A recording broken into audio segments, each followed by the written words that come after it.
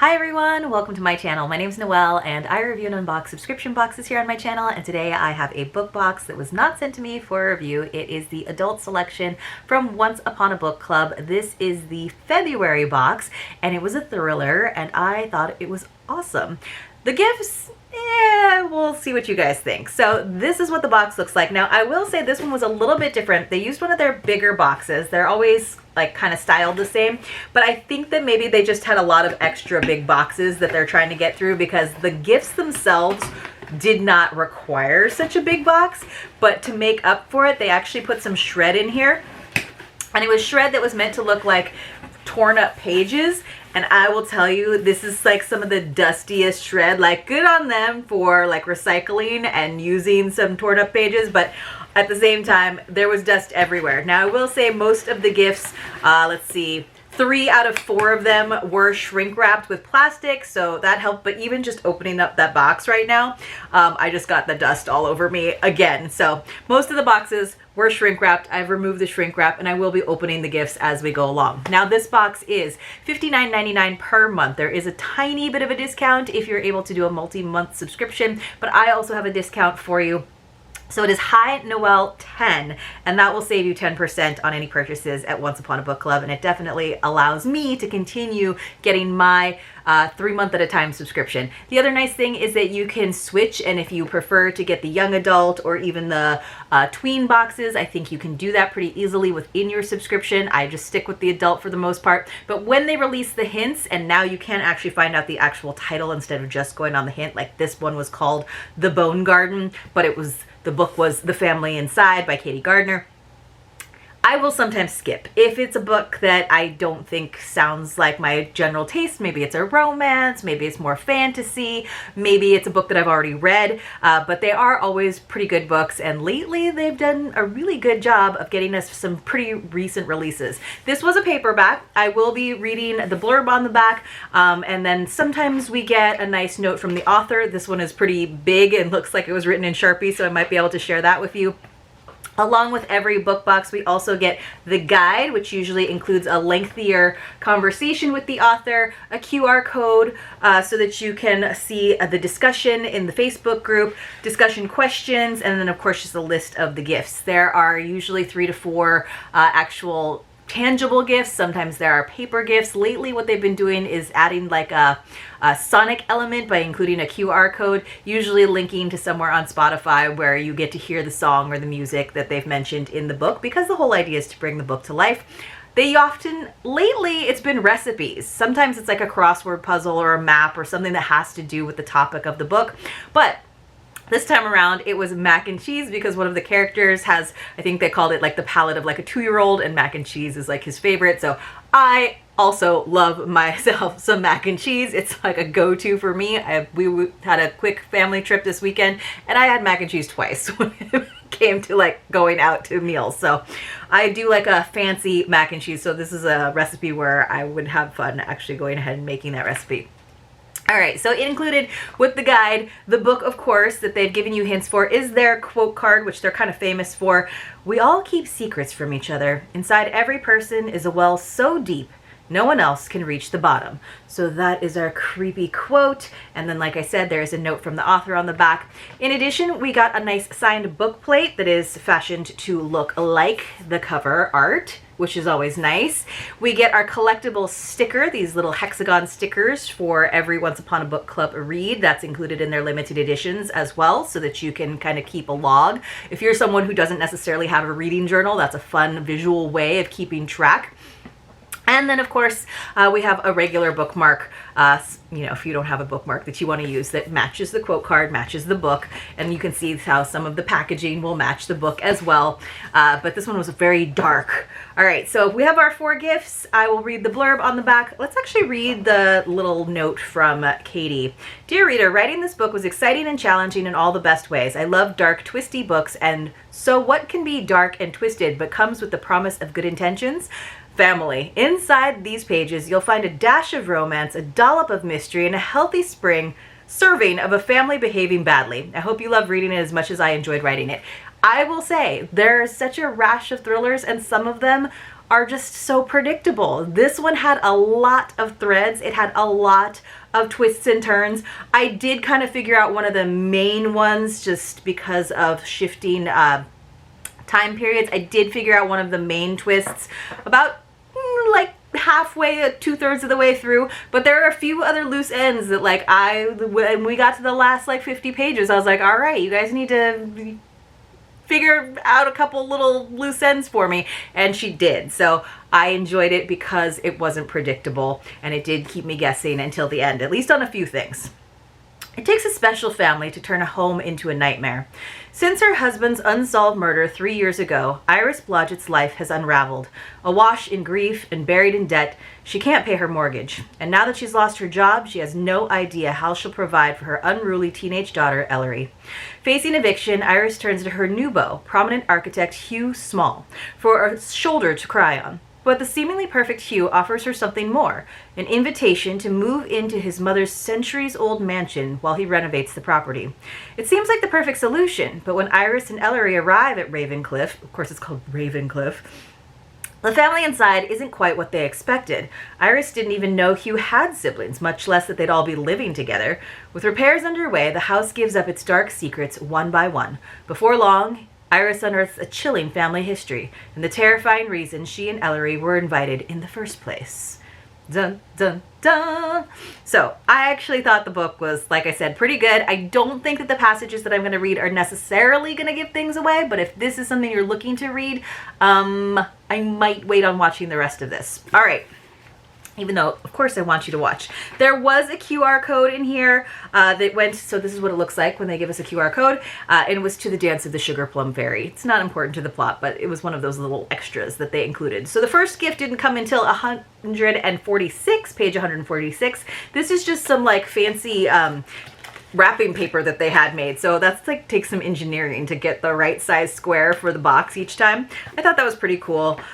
I have gotten over the fact that they print the numbers on the nice boxes that they have made for the box. I used to bother me a lot because I liked the idea of reusing the boxes to gift things to people, but I think people will understand, and I've just gotten over it. And you know, it's great. They do so much white labeling, so many things that are produced specifically for the book boxes that I can survive with it. I push on the door. It creaks open. "I'm making dinner soon. Maybe you can join us." Her voice disappears inside the house as if it swallowed her whole. I rush upstairs, turn on our bathroom faucet as hot as it will go, dunk 2 of Sloane's calming tea bags into a glass I keep near the sink. I tilt my head back, drink the entire thing, and collapse into bed. So she's at the house. The mother, potentially future mother-in-law, is like a little weird. She doesn't feel like super at ease. Her daughter goes missing. Sloane is like her best friend who like basically runs a cafe, and she's a little like witchy in a weird way. So she has this like tea that she's telling Iris to take so that she can calm down. So if you didn't guess already, we got some tea. But this is what I'm talking about, even down to the tea. Instead of giving us like some tea bags, you know, Once Upon a Book Club has had this box of calm and cozy tea made for us, and then inside we have some chamomile tea. Sometimes there's a quote on the box, sometimes there's not. Why can't I open this? There we go. It was taped closed, I think. There we go. And then we just have these little bags of tea, which, let's see. It just is very generic, and it says tea. So we got some chamomile. It's going to be calming. It's not like some weird herbal concoction, but I just thought it was interesting that it just came in a little box that Once Upon a Book Club had made for us. All right. But I feel like, I guess they could use it for different things. All right. The next item or gift came on page 238. This was one of the boxes that was shrink wrapped. As you can see, they're these nice, like, hard boxes, right? This was the gift that I felt fell short a bit in terms of representing what was in the book, but also quality. So there's usually a gift or two like that in Once Upon a Book Club boxes. For me personally, I mean, I'm being critical, but that's what these reviews are all about. I love the concept of Once Upon a Book Club, and sometimes I think they do a fantastic job with the execution and creation of the gifts, and sometimes I think they fall a little short. Ansley looks back at me, eyes empty. It's a picture of her. In the tiny photo on her ID card, her usual sun-kissed skin is blanched by the camera flash. Unsmiling with a clean face, she looks like a different person. Why would Gabe have Ansley's wallet in his bedroom? How would he have it? Did she forget it the night we went to the restaurant? Did she offer to pay for the entire table? Did she leave it behind somehow? So we go in, and in case you weren't sure, it is indeed the wallet, and it even has a little card in here, Once Upon a Book Club, that says Ainsley's wallet. It's like really hard cardstock, so I was kind of surprised. But it looks like a book. Now, they like to create bookish items for us. I don't mind, but this wallet and Once Upon a Book Club, after jewelry, which I don't think is usually very high quality jewelry, it's like the bags and stuff, so I wasn't expecting much from a wallet from Once Upon a Book Club. But we got this, and it's more like a binder. So it's pretty janky. It's kind of like, I don't even know if this is fabric, but it's kind of like a binder. See that? Like, this is not a wallet you would actually use. I guess you could maybe use this as a book journal, but it's like, I can't imagine ever using this as a wallet. So it's like a satin covered binder with some wallet holes. And then we do have, you know, these nice little details where we actually have Ainsley's ID in here, which is like, what are you actually going to do with that? Nice, but this isn't like great quality. Like, this is going to rip. Like, I can't imagine what would happen if it got wet. In the book itself, let's see, well, this was on page, what page was this? 238. So like, I think the chapter before it ended with, she sees something in Gabe's room, a red woman's designer wallet. So first of all, this is like not even really red. I would accept it as red, but this is not a designer wallet by any means. So I would have preferred like a faux leather, like silly wallet than this book binder thing. Or if you were gonna do a book binder, like actually make it a 3-ring binder where I can like have it as a book journal or use it as a place to store those little collectible stickers. I don't know. It was just, I don't get what this is. I don't get what this is. While we're at it, you guys, let's have a secret password. So when you come across a secret password in one of my videos, you want to enter it along with your contact information in the Google form linked for you in the description box below. Please do not put the secret passwords into the comments, because then no matter how creative you are about it, then it's not a secret. You do have to be 18 years or older. You do have to have a US or Canadian mailing address. Canadians, you can participate in this. I can send you a mystery box if you are selected as a winner, but I do need some help with the shipping because it's very costly, even with flat rate shipping, to send it up there to you. Or you can get a gift card instead if that's easier for you. It's easier for me for sure, but I like you to be able to participate. You do have to be subscribed to my channel. It doesn't have to be publicly, but I can verify with you via email, but that is definitely one of the requirements, is that you do have to be a subscriber of my channel, because it is my way of saying thank you to my subscribers for watching my videos in their entirety, listening up for those secret passwords. It is in no way affiliated with YouTube or any of the boxes that I open here on the channel. Basically what happens is you go ahead and fill out that entry form with your contact information. About 5 days into the following month, I will close up the entry form. I'll use a random number picker and I'll select some winners to receive mystery boxes with a lot of the goodies that I've received in these different boxes, both those that are sent to me for review as well as ones that I pay for, just because I like to share the wealth with all of you. There's usually about 12 secret passwords throughout the month. They're not in every single video, and there's usually anywhere from 2 to like 10 boxes that I send out, just depending on how much stock I have. So today's secret password is going to be red, because I thought we should have gotten a red proper wallet.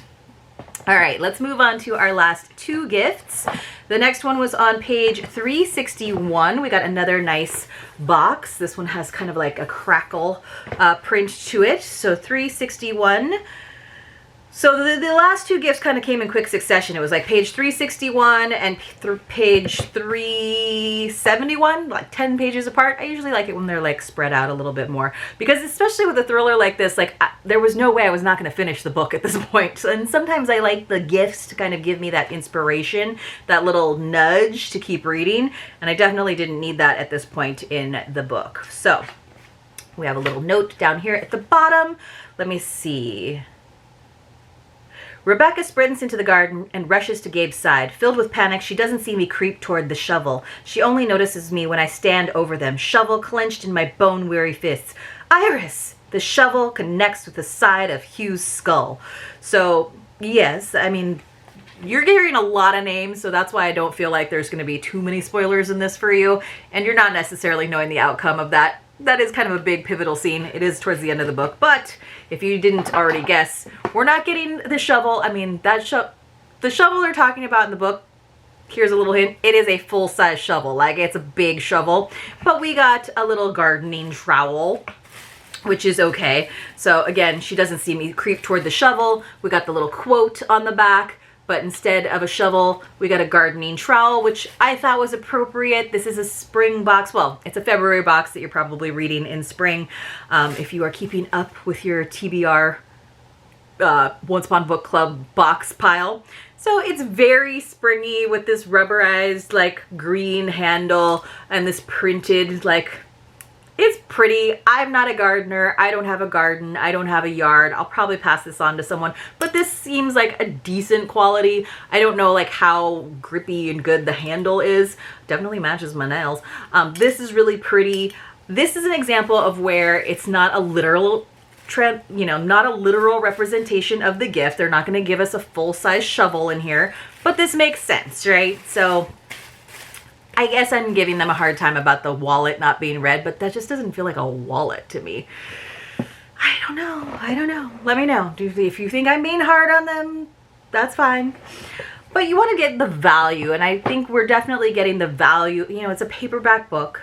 We're paying $60 for the box. So you want like the items in the box to have at least a value of like $40 in terms of their usability and quality. And like the tea, you know, that's nice, but that's not close to $40.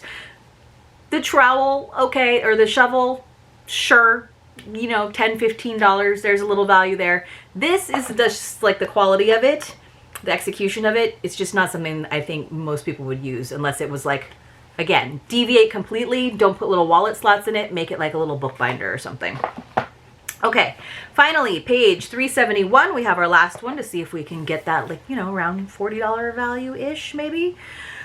Let's see, hopefully more because it's a subscription box, but they do spend a lot on the packaging and the whole experience of it, so I'm just trying to see about a value where I feel like I got what I paid for. All right, this is... We've been watching the news all day. The entire country has. The microwave beeps, and I blindly tear open the bag, unable to look away from the TV. Today is Hugh's arraignment. I carry over 3 bowls of butter popcorn, pass them to Ellery and Sloan, turn it up. So it's microwave popcorn, but it's the like old school bags. Like honestly, I would have been fine if they had just given us some shrink wrapped, like, you know, Act 2, get it in bulk from Costco, some microwave popcorn.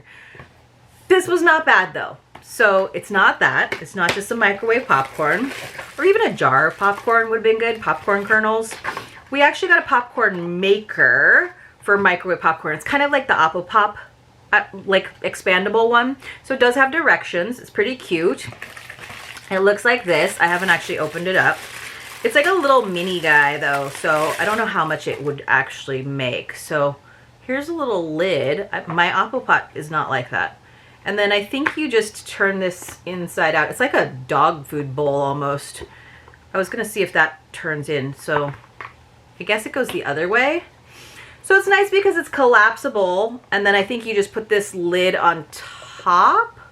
I don't know. I don't know where this goes. Let's read about it, because I haven't played around with it. It says, enjoy your favorite movie night snack in an eco-friendly, waste-free way. Okay, that's what they were going for, waste-free. This container collapses for easy storage and is dishwasher safe. We like that. Make sure the bowl is expanded to full height. I don't know. I guess this is the right side out. Add 1 1/4 to 1/3 cup of unpopped popcorn kernels to the bowl. That's the little in the bowl. Add lid on top of popcorn kernels. Microwave for about 2 minutes until you stop hearing kernels popping. Remove from the microwave and top with butter or your favorite seasonings. Shake to coat. So it's not going to make very much though, or it's going to overflow in this little bowl, because like my Oppo Pop one is pretty big. So I don't know how, like, is this lid that sits down in there going to puff up? Is it going to spill out? Do I need to put it like on a tray of some sort in my microwave?